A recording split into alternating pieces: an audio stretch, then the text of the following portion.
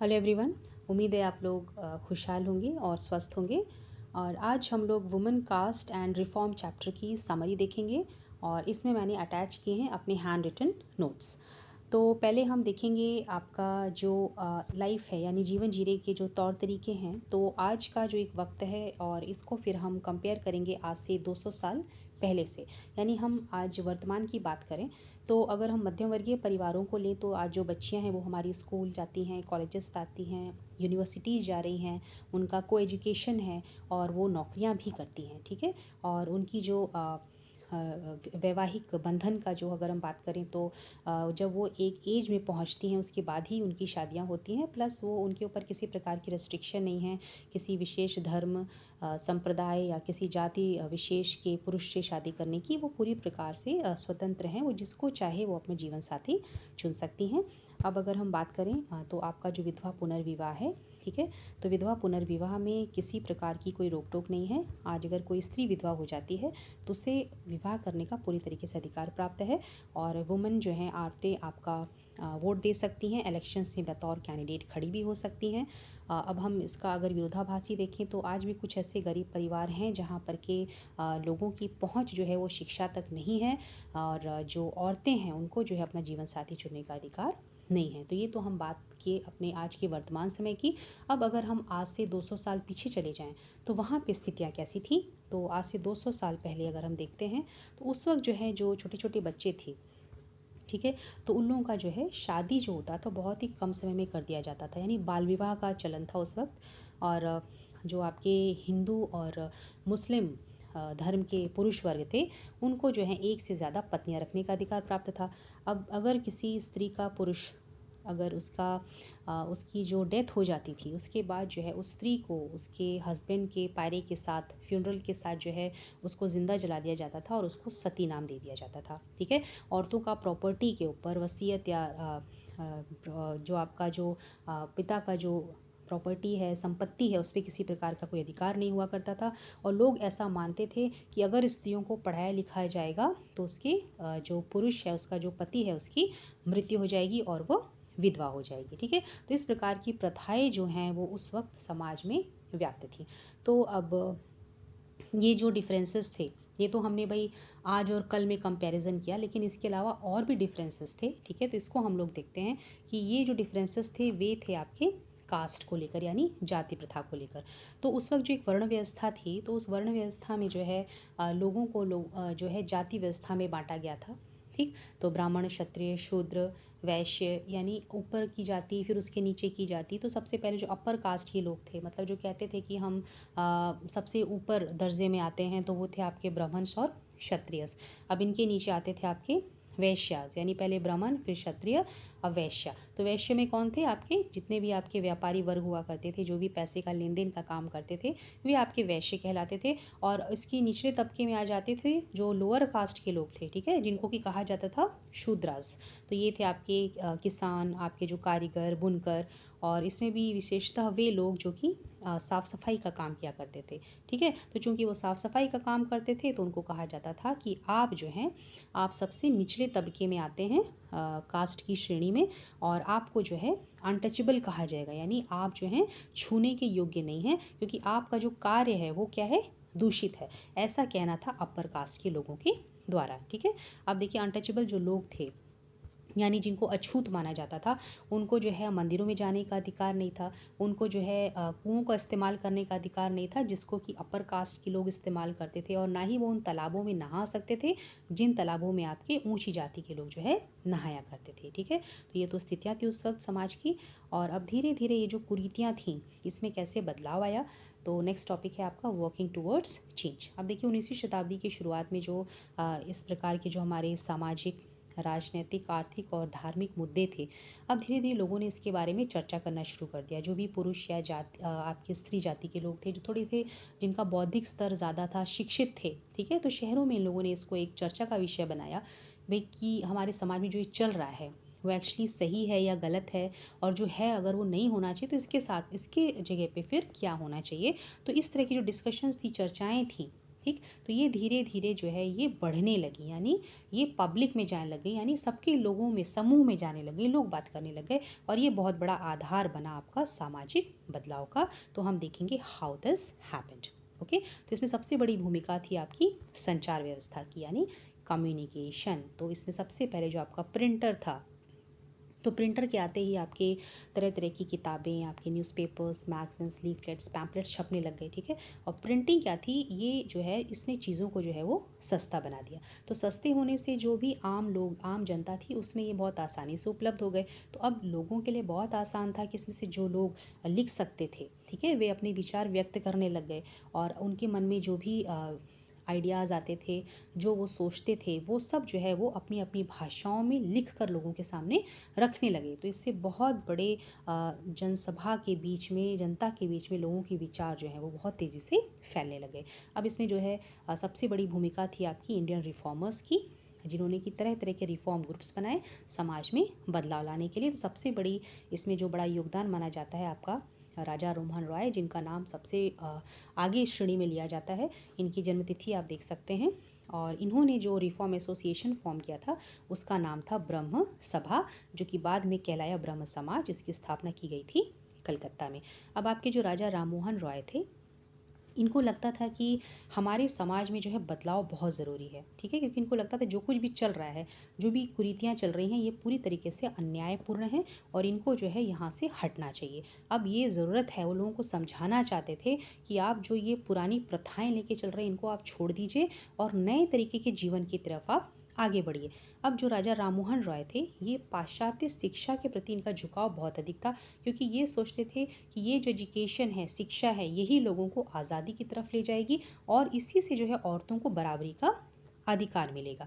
और सबसे बड़ी चीज़ जो थी वो इन्होंने बहुत बड़ा एक आंदोलन छेड़ा सती प्रथा के खिलाफ, ठीक है। अब ये जो राजा राममोहन रॉय थे, इनको जो है संस्कृत का, पर्शियन का और बहुत सारी भारतीय और यूरोपियन लैंग्वेजेस का ज्ञान था। तो इसका फ़ायदा ये हुआ कि इन्होंने जो है अपनी जो बातें थी उसको लोगों के सामने बहुत अच्छी तरीके से रखा। मुझे लगता है एक शीट इसमें जो है रिपीट हो गई है, तो आप इसको जो है इसको नेग्लेक्ट कर सकते हैं, ठीक है। Will just move on. It has been repeated by mistake, so just skip it. I am cutting it in front of you. मैं इसको कट कर दे रही हूँ और आप इसको प्लीज़ स्किप कर दीजिएगा, ठीक है। ओके, एक शीट आपकी रिपीट हो गई है, ठीक है। अब हम कंटिन्यू करते हैं यहाँ से।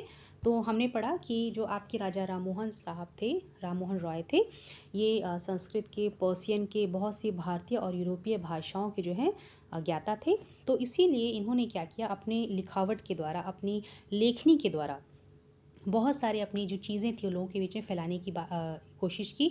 और इन्होंने जो एक विडो बर्निंग था, सती प्रथा था, ठीक है, उसके बारे में लिखा कि ये जो प्रथा है इसका कहीं भी इस प्रकार का उल्लेख जो है हमारी जो पुरानी हमारी जो किताबें हैं, पौराणिक जो पुस्तकें हैं उसमें कहीं भी नहीं मिलता है, ठीक है। यानी इन्होंने एक आधार बनाया, लोगों को प्रमाण देने की कोशिश की कि आप जो कर रहे हैं ये किसी भी प्रकार से सही नहीं है। तो इस वक्त जो है आपके जो ब्रिटिश ऑफिशियल्स थे, उन्होंने लगातार इस बात को सुना, उसको समझा और उन्होंने भी जो ये एक भारतीय परंपरा थी, जो एक रीति रिवाज था सती प्रथा का, उसके खिलाफ इन्होंने आवाज़ उठाई। और उन्हीं के प्रयास के वजह से, राजा राममोहन रॉय के प्रयास के चलते, ब्रिटिशर्स ने जो है फिर 1829 में सती प्रथा को पूरी तरीके से बैन कर दिया। ओके, तो अब ये जो आपका राजा राममोहन राय का एक बहुत बड़ा योगदान आपने देखा। अब इसके बाद हम देखते हैं कि राजा राममोहन रॉय ने इसके अलावा जो बाकी अपनी बात को किस प्रकार से लोगों के बीच में साबित करना है, ठीक है। तो उसमें उसने क्या, कौन सी स्ट्रैटेजी अपनाई, उन्होंने किया क्या, जो कि बाद में जो आगे आने वाले रिफॉर्मर्स थे उनके लिए भी एक बहुत बड़ा ये योगदान सिद्ध हुआ, ठीक है। उनको एक रास्ता मिल गया कि हमको अपना काम कैसे करना है।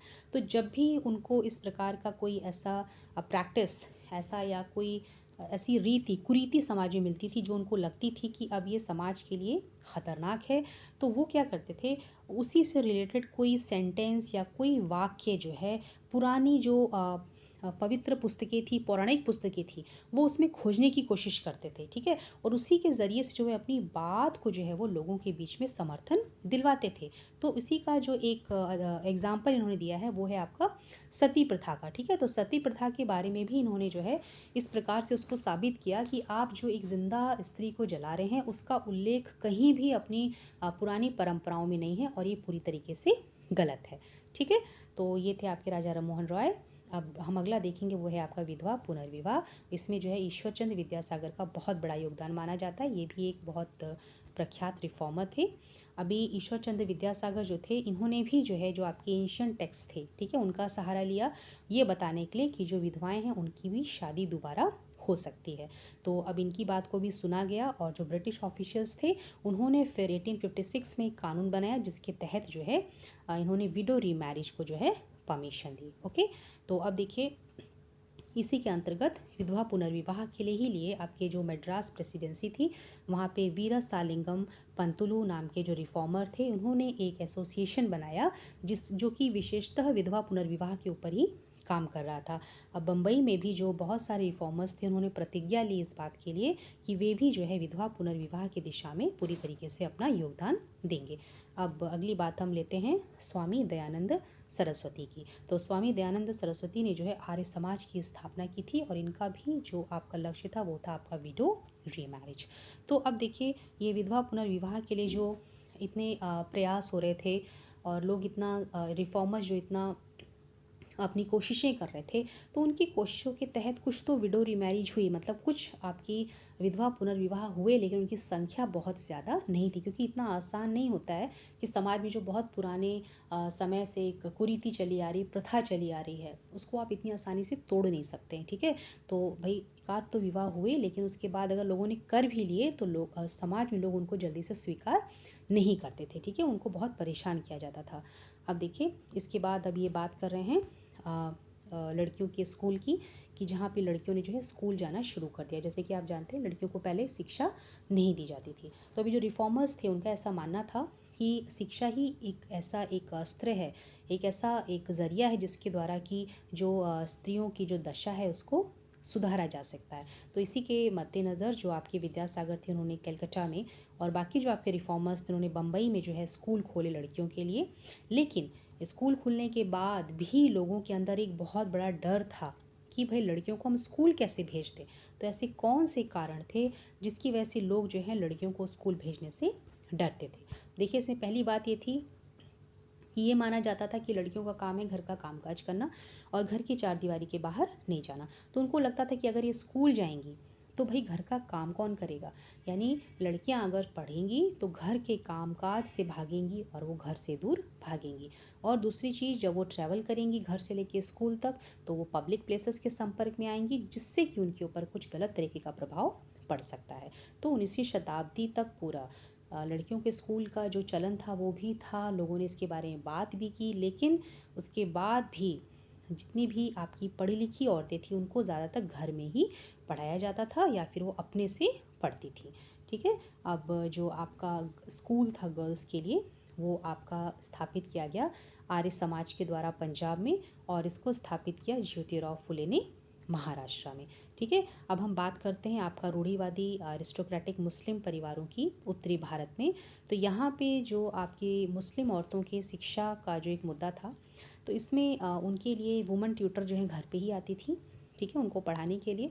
और उनको क्या पढ़ाया जाता था, उनको जो कुरान पढ़ाया जाता था अरेबिक भाषा में, ठीक है? अब एक रिफॉर्मर हुई थी मुमताज़ अली, तो उन्होंने क्या किया था कुरान से जो है एक वर्स जो है, ठीक है, एक सेंटेंस या एक पंक्ति उन्होंने रीइंटरप्रेट की थी उसको लोगों को बताने के लिए ताकि ये वो इस बात का लोगों को विश्वास दिला सकें कि औरतों को भी शिक्षा पे पूरी तरीके से अधिकार है, ठीक? तो अब जो आपकी सबसे पहली उर्दू नॉवल थी वो आपकी 19वीं शताब्दी के अंत में लिखी गई थी और इसमें जो है औरतों को जो इस बात के लिए एनकरेज किया गया था, ठीक है, उनको जो है प्रोत्साहित किया गया था कि वो पढ़ सके धर्म के बारे में और बाकी अपने कामकाज जो उनका घर है उसके मैनेजमेंट के बारे में, ठीक?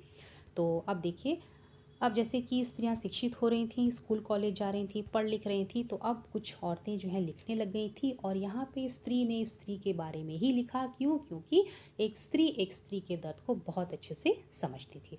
तो अब जो है आपकी 20वीं शताब्दी तक आते आते आपकी भोपाल की जो बेगम्स थी, ठीक है, इन्होंने प्राथमिक विद्यालय खोले लड़कियों के लिए अलीगढ़ में। ठीक है, इसमें नाम आता है बेगम रुकैया शखावत हुसैन का, जिन्होंने कि मुस्लिम लड़कियों के लिए पटना में स्कूल की शुरुआत की। ठीक है, इन्होंने मुस्लिम गर्ल्स के लिए पटना में और कलकत्ता में इन्होंने स्कूल खोला। और इनकी जो सबसे अच्छी चीज़ थी वो ये थी कि ये बहुत बहादुर थी, अपनी बात कहने में बहुत मुखिर थी, किसी से डरती नहीं थी। और जितने भी आपके कंजर्वेटिव आइडियाज़ थे, यानी जो बहुत ही ज़्यादा पुराने विचार के लोग होते हैं, ठीक है, उनकी बहुत खुल के आलोचना किया करती थी।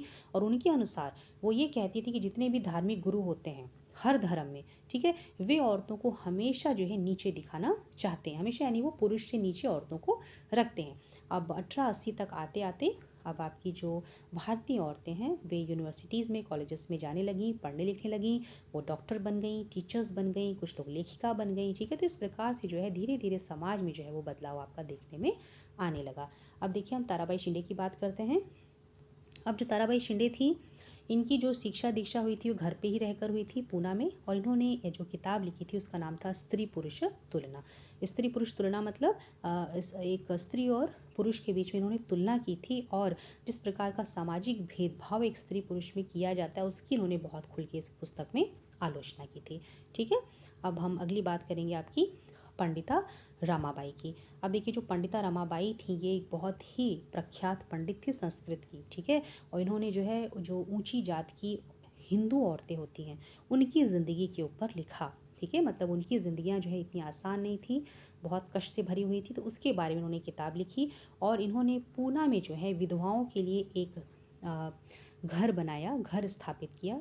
मतलब ऐसी विधवाएं जिनके पति मर गए हैं, अब उनके घर वाले उनको मारते हैं, पीटते हैं, या फिर वो कहीं अनाथ बेचारी बिना सहारे की घूम रही हैं, तो वो उनको यहाँ पे रखा करती थी और उनको ट्रेनिंग दी जाती थी ताकि वे जो हैं इकोनॉमिकली, आर्थिक रूप से अपने पाँव पे खड़ी हो सकें। तो अब ये जो इस प्रकार के बदलाव हो रहे थे, जो औरतें खुलकर सामने आ रही थी, ये जो है अब बच नहीं रहा था बहुत से हिंदू राष्ट्रवादी नेताओं को, और जो आपके पुराने रूढ़िवादी विचारों के जो मुस्लिम्स थे, ठीक है, और उनको बहुत चिंता हो रही थी कि आखिर ये जो बदलाव हो रहे हैं इसका हमारी सोसाइटी पे किस प्रकार का प्रभाव पड़ेगा। ठीक, तो अब 19वीं शताब्दी के अंत तक आते आते जो औरतें थीं उन्होंने बहुत सी किताबें, मैगज़ीन लिखी, उन्होंने स्कूल खोले, ठीक है, बहुत से ट्रेनिंग सेंटर खुल गए, बहुत से वुमेन एसोसिएशन फॉर्म किए, और सबसे बड़ी बात इन्होंने पॉलिटिकल प्रेशर ग्रुप्स बनाए। ठीक है, अभी पॉलिटिकल प्रेशर ग्रुप्स क्या होते हैं, देखिए इन्होंने ऐसे राजनीतिक दल बनाए जो कि सरकार के ऊपर दबाव बना सकें, ठीक है, अपनी बात मनवाने के लिए। तो अब जो इन्होंने पॉलिटिकल प्रेशर ग्रुप्स बनाए थे, तो इसकी इन्होंने कुछ ऐसी मांगे रखी थी।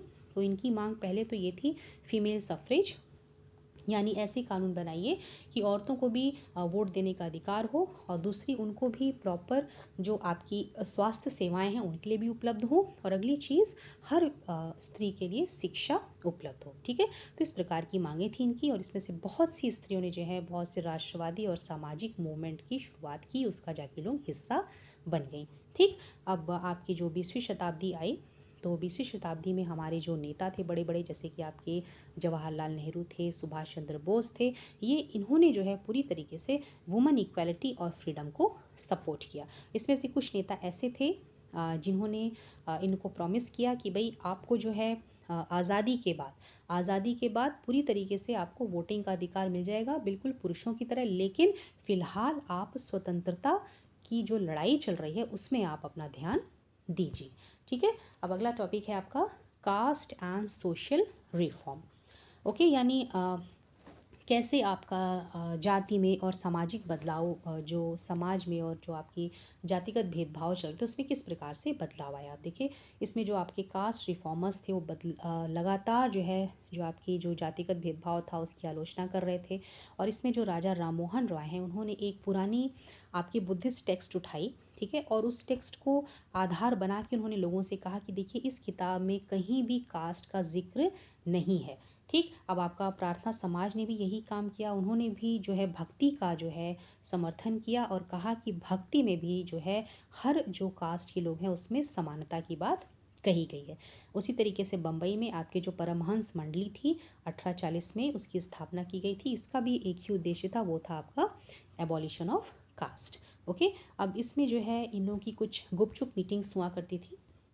ठीक है, तो इन मीटिंग्स में आपके जो रिफॉर्मर्स थे अपर कास्ट के, ये जो है जो पुरानी रूढ़ियाँ थी कि भाई निचले तबके के जो लोग हैं उनके घर खाना नहीं चाहिए, उठना बैठना नहीं चाहिए, छूना नहीं चाहिए, तो वो रूढ़ियाँ तोड़ने के लिए क्या करते थे कि उनके घर में जाके खाना खाया करते थे, उनके साथ में उठते बैठते थे। ठीक है, ताकि ये जो हमारे समाज में जो रूढ़ियाँ व्याप्त हैं कास्ट को लेकर उसको हम लोग उसको तोड़ सकें। ठीक, अब 19वीं शताब्दी तक जो आपके क्रिश्चियन मिशनरीज़ थे, ओके, इन्होंने बहुत से स्कूल खोले आपके आदिवासी बच्चों के लिए और आपके so called lower caste children के लिए। ठीक, ताकि वो लोग भी जो है मुख्य धारा के साथ जाके जुड़ सकें और उनके साथ जो है वो प्रगति कर सकें। अब इसके साथ इन्होंने और बात की है, वो है आपके एक्सपेंशन ऑफ सिटीज़, यानी जितनी तेज़ी से आपके शहरों का विकास हो रहा था, शहर बढ़ रहे थे, तो उसके साथ ही आपकी लेबर की डिमांड भी बढ़ रही थी। ठीक है, नई नई फैक्ट्रीज़ खुल रहे थे तो वहाँ पे लेबर चाहिए था। आपकी जो म्यूनिसपैलिटीज़ थी शहरों में, ठीक है, वहाँ पे बहुत से काम थे, जैसे कि अगर वहाँ पे इनको नालियाँ खुदाने का काम करना होता था। ठीक है, तो वहाँ नाली खुदानी है या फिर आपको कोई रोड बनानी है, ठीक है, या फिर आपको किसी प्रकार की कोई बिल्डिंग कंस्ट्रक्ट करनी है। ठीक, तो ये तमाम काम थे जहाँ पे कि लेबर्स की डिमांड थी। ओके, अब ये ईंटा उठाना है या सैवेज क्लीनर्स हैं, स्वीपर्स हैं, पालकी बेयर्स हैं, रिक्शा पुलर्स हैं, तो इतनी बड़ी जो डिमांड थी लेबर की, ये पूरी कहाँ से हो। Okay, where did the labour come from. अब देखिए, लेबर आपका आता था, वो एक गरीब लोग जो कि गांव से थे, छोटे छोटे टाउन से थे और जो कि लो कास्ट से थे, वे सब जो हैं शहरों की तरफ आने लग गए काम की खोज में। ठीक है, अब देखिए, अब इसमें से कुछ ऐसे भी लोग थे जो कि अपना देश छोड़ के दूसरे देश में जाने लग गए, जैसे कि असम है, मॉरिशस, ट्रिनिडाड, इंडोनेशिया, क्योंकि यहाँ पे प्लांटेशंस के काम बहुत बड़े पैमाने पे होते थे, तो ये लोग दूसरे देशों में भी जाके काम यहाँ पे करने लगे या फिर दूसरे स्टेट्स में जाने लग गए। ठीक, अब देखिए यहाँ पे जो नई लोकेशन थी काम की, okay, and the working condition was very very poor, यानी यहाँ पे लोगों का पूरी तरीके से शोषण किया जाता था, किसी प्रकार की कोई सुविधा नहीं थी, और एक बार अगर ये आ जाते थे तो इन लोगों का वापस घर जाना बहुत मुश्किल होता था। उसके बाद भी ये यहाँ पे काम करने के लिए तैयार थे। तो ऐसे कौन से कारण थे जिसकी वजह से इतने ऑप्रेसिव माहौल में भी ये काम करना चाहते थे। देखिए, इसका सबसे बड़ा कारण ये है कि इनके ऊपर जो एक अपर कास्ट लैंड ओनर्स के द्वारा जो एक जाति प्रथा को लेकर जो इनका शोषण किया गया बहुत लंबे समय तक, इससे ये लोग थक चुके थे। तो ये चाहते थे किसी तरीके से हम इससे निकलें बाहर। तो यहाँ से बचने के लिए ये सब भागने लगे शहरों की तरफ, ताकि ये कास्ट के जो ह्यूमिलेशन है उससे अपने आप को बचा सकें। देखिए, ओके, कितनी बड़ी बात थी ये, कि मतलब सोचिए लोग शोषण से किस कदर परेशान थे कि ये कोई भी काम करने के लिए तैयार थे, लेकिन उस जाति व्यवस्था में दोबारा जाना नहीं चाहते थे। अब देखिए, अब आपका अगला टॉपिक है वो आपका मणिगास है। तो मणिगास क्या है, ये देखिए, ये ऐसा क्वेश्चन है कि 1 या 2 मार्क्स में कई बार ये पूछ लिया जाता है। अनइम्पॉर्टेंट तो पूरी बुक में कुछ भी नहीं होता है, पता आपको सब होना चाहिए, लेकिन फिर भी कुछ चीज़ें होती हैं जो हम लोग कहते हैं कि हाँ आपके लिए इंपॉर्टेंट है। ठीक है, अब मणिगास पे अक्सर क्वेश्चन आ जाता है। सो मणिगास क्या थे, Madigas they were the untouchable caste of the present day Andhra Pradesh. ठीक है, यह छूत जनजाति आंध्र प्रदेश की कहलाती है। और ये जो इनका जो काम था उसमें बहुत एक्सपर्ट थे, जैसे आपका जब जानवर मर जाते थे तो उनकी स्किन निकालना, उसको साफ़ करना, ठीक है, उसको सीलना, उससे जूते चप्पलें बनाना, ये सब जो मणिगास का काम था। ओके, अब देखिए, अब एक महार रेजिमेंट था। ठीक है, महार रेजिमेंट मतलब एक ऐसी जगह जहाँ पे सिर्फ आपके महार लोगों को ही जो वहाँ पे नौकरियाँ दी जाती थी। ठीक है, क्यों, क्योंकि भाई महार लोगों को अनटचेबल की श्रेणी में गिना जाता था, तो इन लोगों को नौकरी देने के लिए महार रेजिमेंट की स्थापना की गई थी।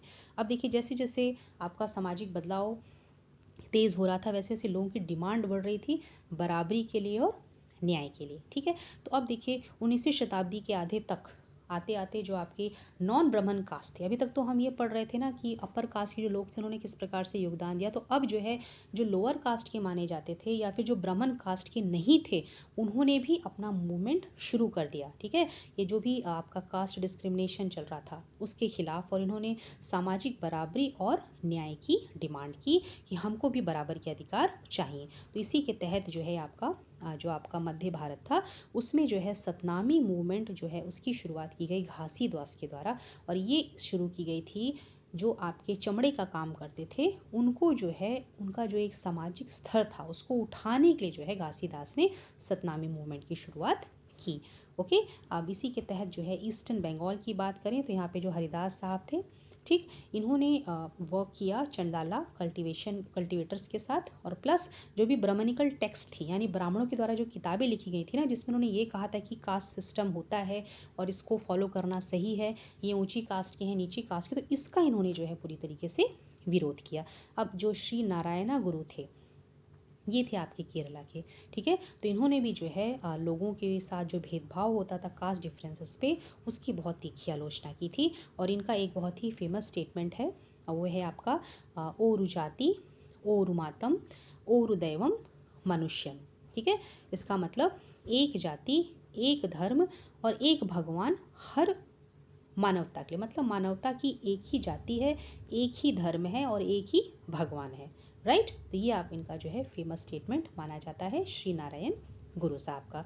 अब देखिए ये जितने भी सेक्ट्स की जो हम बात कर रहे हैं, ठीक है, जो बदलाव के लिए इतने ज़्यादा प्रयासरत हैं, तो इनका मुद्दा क्या था, इनका लक्ष्य क्या था? इनका एक ही लक्ष्य था कि जो भी हमारे समाज में इस प्रकार की जो प्रैक्टिसेस चल रही हैं, इसकी वजह से जो डोमिनेंट कास्ट है ना, उसको बहुत ज़्यादा बढ़ावा मिल रहा है, इनका मन बढ़ जा रहा है, ठीक। तो हमें करना क्या है, सबसे पहले तो ये जो लोअर कास्ट के लोग हैं, ठीक है, जिनको लोअर कास्ट कह के इन्होंने दबा दिया है, ये कहकर कि भाई अब आप जो है निचले तबके के हैं, आप पशु समान हैं, आपको छूने योग्य नहीं है, आप हमारे साथ उठ बैठ नहीं सकते, हमारे साथ खा पी नहीं सकते, पहले तो हमको इनकी जो आत्मसम्मान है उसको उठाना पड़ेगा, ठीक है। उसके बाद ही हम लोग जो हैं ये जो अपर कास्ट के लोग हैं उनको हम लोग क्या कर सकते हैं, चैलेंज कर सकते हैं, राइट। अब अगला टॉपिक है हमारा गुलामगिरी। अब देखिए ज्योतिराव फुले, ठीक है, ये भी बहुत ही इंपॉर्टेंट है, बिल्कुल आपके राजा राममोहन रॉय की तरह। तो इनका जन्म हुआ था 1827 में, और इन्होंने जो है ब्राह्मणों का जो एक दावा था इस बात को लेकर कि हम जो हैं सर्वश्रेष्ठ हैं, क्यों, क्योंकि हम लोग आर्य हैं, ठीक है, इस पे इन्होंने बहुत बड़ा प्रश्न चिन्ह उठाया था। और इन्होंने अपनी बात को साबित करने के लिए अपना जो एक तर्क था वो भी दिया था। इनका ये कहना था कि जो आर्यंस थे वे विदेशी थे और वो हमारे देश के नहीं थे, वे बाहर से आए थे, ठीक। उन्होंने यहाँ पे आक्रमण किया, लोगों को हराया और उनके ऊपर अपना कब्जा किया। किन के ऊपर, जो यहाँ के सच्चे बच्चे हैं, यानी जो वाकई यहाँ के रहने वाले हैं, इस देश के जो वास्तविक लोग हैं, ठीक है। तो ये लोग वहाँ यहाँ पे तब से रह रहे हैं जबकि आर्यंस यहाँ पे नहीं थे, ठीक है, ये कहना था फुले साहब का। अब आर्यंस का देखिए, इन्होंने ये भी कहा कि आर्यंस ने जब यहाँ के लोगों को हरा दिया, ठीक है, इनकी जितनी बड़ी जनसंख्या थी उसके ऊपर अपना क्या किया, दबदबा कायम कर लिया। इनको ये कहा कि आप नीची कास्ट के हैं, आप इन्फीरियर हैं, यानी पूरी तरीके से इनके आत्मसम्मान को इन्होंने मार दिया, इनको एकदम दबा दिया और अपने आप को इन्होंने कहा कि हम तुमसे सर्वश्रेष्ठ हैं, we are the upper caste people, okay. अब देखिए फुले साहब ने यह भी कहा कि आर्यंस के इस देश में आने से पहले हमारे यहाँ स्वर्णिम युग था, यानी ऐसा युग जहाँ पे चाहे क्षत्रिय हो चाहे किसान हो, सब लोग आराम से अपना काम किया करते थे, भूमि जोतते थे, बोते थे, खाते थे, और इनकी लाइफ जो है पूरी तरीके से न्यायपूर्ण थी, बहुत ही खुशहाल थी, ठीक। अब देखिए जो ज्योतिराव फुले साहब थे, इन्होंने जो है सत्यशोधक समाज की स्थापना की थी ताकि ये कास्ट इक्वालिटी को बढ़ावा दे सकें। अब 1873 में फुले साहब ने ही एक किताब लिखी थी जिसका नाम था गुलामगिरी, और इसका मतलब था स्लेवरी यानी दासता। तो जब इन्होंने ये किताब लिखी तो ये बुक इन्होंने जो है उन अमेरिकन्स को डेडिकेट कर दी जो स्वयं जो है अपनी एक स्वतंत्रता की लड़ाई लड़ रहे थे, क्योंकि अमेरिका में उस वक्त बहुत बड़ी प्रॉब्लम चल रही थी, वो थी आपकी दासता की, ठीक है, दास प्रथा की, ओके। सो अब इन्होंने जो एक किताब लिखी उसमें इन्होंने एक लिंक दिखाया, कैसा लिंक, कि भाई आज हमारे वर्तमान भारत में जो लोअर कास्ट के लोग हैं उनकी दशा और जो काले दास हैं अमेरिका में उनकी दशा जो है वो एक जैसी है, ठीक। अब ये जो आपके फुले साहब हैं इनके बाकी भी मुद्दे थे, जैसे कि ये जो अपर कास्ट की जो आपकी स्त्रियां थीं उनके बारे में चिंतित थे क्योंकि उनकी लाइफ भी अच्छी नहीं थी, और जो आपके मजदूर वर्ग थे, ठीक, उनका जितना शोषण किया जाता था, फिर लो कास्ट के साथ जिस प्रकार से बर्ताव होता था, तो उन चीज़ों के प्रति भी जो है आपके फुले साहब बहुत ज़्यादा संवेदनशील थे, ठीक है। अब देखिए आपका जो अगला टॉपिक है वो है आपका हु कुड एंटर टेम्पल्स। अब देखिए 1927 में अंबेडकर साहब ने टेम्पल एंट्री मूवमेंट की शुरुआत की, जिसमें आपके महार कास्ट के जितने फॉलोअर्स थे उन्होंने इसमें भाग लिया। अब इन्होंने किस प्रकार से इस मूवमेंट को आगे बढ़ाया, इन्होंने जो आपका टेम्पल में जो पानी था, ठीक है, पानी का टैंक था, वहाँ से उन्होंने पानी लिया और उसका इस्तेमाल किया, और जिसकी वजह से वहाँ के ब्राह्मण जो पंडित थे उनको बहुत तेज़ गुस्सा आया, क्योंकि उनको लगा कि ये तो अछूत हैं, ये इनको किस प्रकार से इतनी हिम्मत पड़ी कि इन्होंने हमारे कुओं में या फिर हमारे पानी की टंकियों में हाथ लगाया। तो अब अम्बेडकर साहब ने इतने बड़े मूवमेंट की शुरुआत क्यों की? क्या कारण था कि अम्बेडकर साहब ने इतना बड़ा जो है यहाँ पे मूवमेंट जो है उसको इनिशिएट किया था? देखिए, जो अम्बेडकर साहब थे वो खुद जो है एक महार फैमिली से बिलोंग करते थे, ठीक है? और बचपन से ही उन्होंने जो ये एक जाति विशेष को लेके जो एक शोषण होता था, भेदभाव होता था, उसका बहुत ही कटु अनुभव इन्होंने कर लिया था। यानी जब ये छोटे थे और स्कूल जाते थे, तो इनको जो है बाहर बैठाया जाता था, क्लासरूम के बाहर ज़मीन पे, कि आप बाहर ज़मीन पे बैठेंगे क्योंकि आप अनटचेबल कास्ट हैं, महार कास्ट हैं, तो आप बाहर ज़मीन पे बैठ के पढ़िए। और वो नल जिनसे कि अपर कास्ट के बच्चे पानी पीते थे, उस नल को इस्तेमाल करने का अधिकार जो है अम्बेडकर साहब को नहीं था। या अम्बेडकर साहब जैसे कितने भी महार जाति के बच्चे थे, उनको जो है शोषण का शिकार होना पड़ा था, ठीक है? अब जिस तरह से इन्होंने एक ये जो कटु अनुभव झेलते हुए स्कूल अपना पास किया, उसके बाद इनको स्कॉलरशिप मिली, और उसके बाद वो लेकर यूएस गए आगे की पढ़ाई के लिए। और जब पढ़ाई पूरी करके जैसे ही ये भारत आए, इन्होंने बहुत ही विस्तार से लेख लिखा कि हमारे भारत में कितना बहुत ज्वलंत तरीके से जो है अपर कास्ट का पावर जो है वो कैसे जो है वो एक मुद्दा बना हुआ है। उन्होंने ये पुस्तक ली थी 1919 में, ठीक है? अब अगला जो आपका टॉपिक है वो है आपका नॉन ब्राह्मण मूवमेंट। अब देखिए, नॉन ब्राह्मण मूवमेंट जो है, इसमें जो आपके नॉन ब्राह्मण कास्ट थे, यानी जो कि ब्राह्मण नहीं थे, उस जाति के लोग, ये ऐसे लोग थे जिन्होंने शिक्षा ग्रहण की, इनके पास अच्छा खासा धन था और इनका एक इन्फ्लुएंस था समाज में। तो इन्होंने जो है जाति प्रथा के खिलाफ जो है मूवमेंट की शुरुआत की, और इन्होंने ये बात रखी कि ब्राह्मण जो हैं वो आर्यंस की संतान हैं, और ये नॉर्थ की तरफ से बाहर से आए थे, ठीक है? ये आए तो उत्तर की तरफ से, हमारे देश के बाहर से आए, और इन्होंने जो है दक्षिण की जो ज़मीनें हैं, जो दक्षिण के क्षेत्र हैं, उस पे इन्होंने क्या किया, विजय प्राप्त की। और यहाँ के जो वास्तविक ओरिजिनल रहने वाले हैं, ठीक है, और वो कौन थे? वो थे आपके इंडिजिनस द्रविडियन रेसेस, यानी यहाँ की जो द्रविड़ प्रजाति है, जो यहाँ के वास्तविक लोग हैं, उनके ऊपर इन्होंने क्या किया, अपना डोमिनेंस कायम किया, ठीक है? और उन्होंने जो ब्राह्मणिकल क्लेम था, यानी ब्राह्मण्स जो कहते थे कि हम सर्वश्रेष्ठ हैं और हमारे पास शक्ति जो है वो दैवीय है, हमको भगवान ने दे के भेजी है, तो उसको पूरी तरीके से जो है इन्होंने चैलेंज किया, ठीक है? इसी में नाम लिया जाता है ईवी रामास्वामी नायकर साहब का, जिनको पेरियार नाम से भी जाना जाता है। तो ये जो है अपनी पहले की लाइफ में साधु थे, और बाद में ये जो है कांग्रेस पार्टी इन्होंने ज्वाइन की, लेकिन बहुत ही जल्दी इन्होंने इस पार्टी को छोड़ भी दिया। तो क्या कारण था?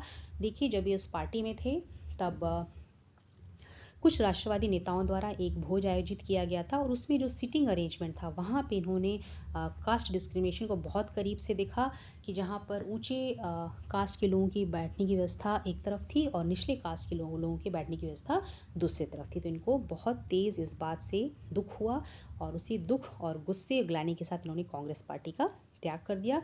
उसके बाद इन्होंने सेल्फ रिस्पेक्ट मूवमेंट की नींव रखी, और इनका मुद्दा क्या था? इसके तहत वो जितने भी अनटचेबल्स थे, अछूत थे, वो उनको ये समझाना चाहते थे कि आपको अपने सम्मान के लिए खुद लड़ना पड़ेगा, ठीक है? मतलब आपको अपने अधिकार जो हैं वो छीनने पड़ेंगे, ठीक? अब बाकी इनका जो एक और भी पेरियार साहब के जो विचार थे, वो ये थे कि जितने भी आपके धार्मिक संप्रदाय होते हैं, ठीक है, हर धार्मिक संप्रदाय में जो है आपके सामाजिक भेदभाव देखने के लिए मिलते हैं। यानी जो भी आपके सामाजिक भेदभाव हैं, जो भी आपकी इनइक्वालिटीज़ हैं, उसमें ये दिखाया जाता है कि ये भगवान के बनाए हुए हैं, ठीक? और वो बहुत बड़े आलोचक थे आपके हिंदू स्क्रिप्चर्स के, स्पेशली आपके मनुस्मृति जो लिखी गई है, जिसमें कुछ कोट्स दिए गए हैं लॉ के लेकर मनु द्वारा। फिर आपकी जो भगवत गीता और जो रामायण है, उसकी भी इन्होंने बहुत पुरजोर विरोध किया। उन्होंने कहा कि इन पुस्तकों में जो है, जो ब्राह्मण्स का जो एक वर्चस्व है, उसको कायम किया गया है। किसके ऊपर? लोअर कास्ट के ऊपर। और जो पुरुषों का दबदबा है वो औरतों के ऊपर जो है दिखाया गया है। ओके, अब ये पेरियार साहब की जो इतनी आपकी जो आलोचना इन्होंने की थी हिंदू स्क्रिप्चर्स की और कास्ट सिस्टम की, तो भला भाई हिंदू समाज कैसे चुप बैठता? तो जो भी आपके रूढ़िवादी हिंदू सोसाइटी थे, उसके बदले में इन्होंने क्या किया? इन्होंने जो है सनातन धर्म सभा की स्थापना की, भारत धर्म महामंडल की स्थापना की आपके उत्तरी भारत में, और आपका ब्राह्मण सभा की स्थापना की बंगाल में। तो ये एसोसिएशन इन लोगों ने क्यों फॉर्म की थी? क्योंकि ये जो है ये दिखाना चाहते थे कि ये जो कास्ट सिस्टम है ये हिंदुज़्म की बहुत बड़ी विशेषता है, ठीक है?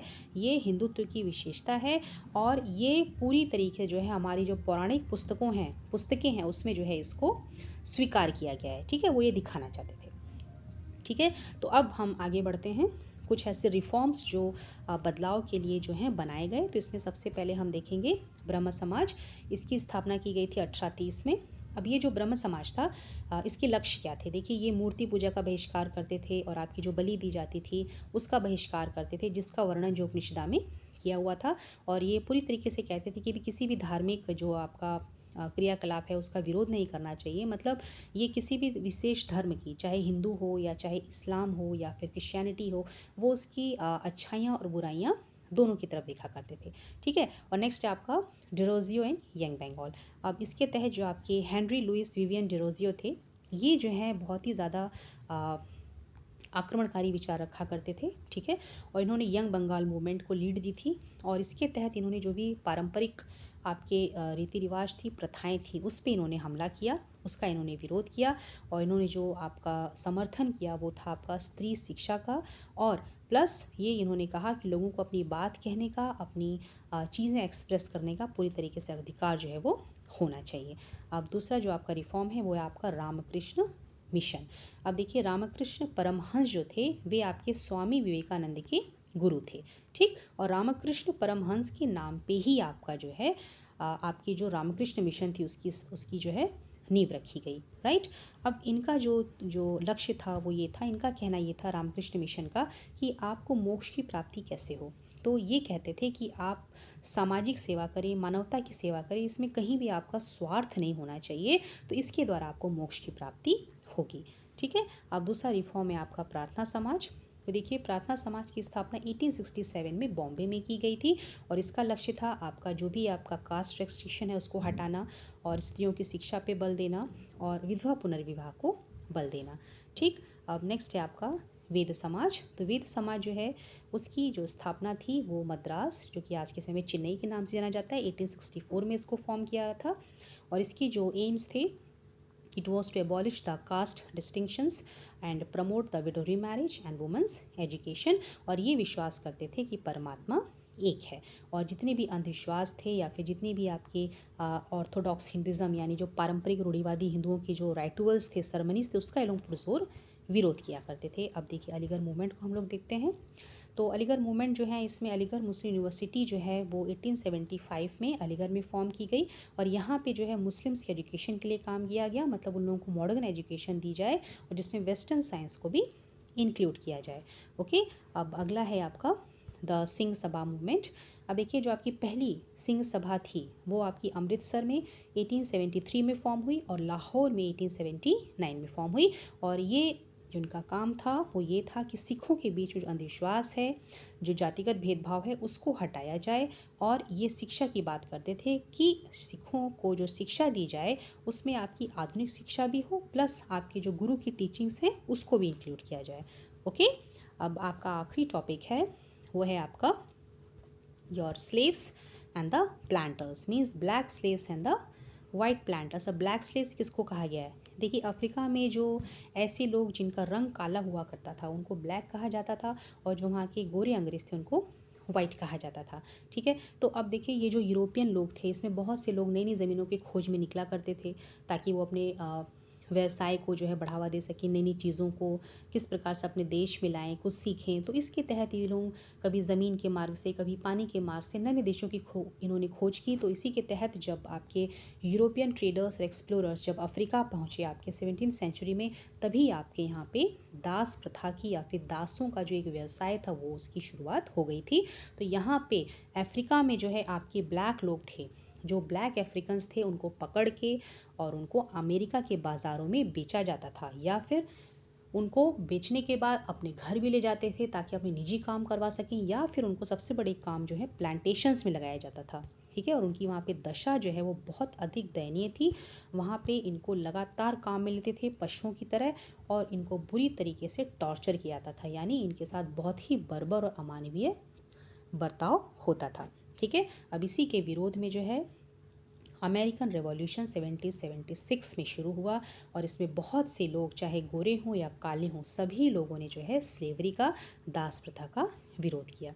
अब अमेरिकन रेवोल्यूशन के तहत ही अब्राहम लिंकन ने जब भाषण दिया, तब उन्होंने जो है डेमोक्रेसी की महत्वता के बारे में लोगों को बताया कि लोकतंत्र हमारे लिए क्यों महत्वपूर्ण है। क्योंकि लोकतंत्र एक ऐसी व्यवस्था है जिसमें कि जो सरकार बनती है, ठीक है, वे लोगों की बनती है। यानी सरकार जो बनाई जाती है लोकतंत्र में, वो लोगों द्वारा बनाई जाती है। ठीक है, ये सरकार लोगों की ही होती है, लोगों के द्वारा होती है और ये लोगों के लिए ही होती है। Okay, so now your whole topic is completed and I don't think so anything is left in this chapter.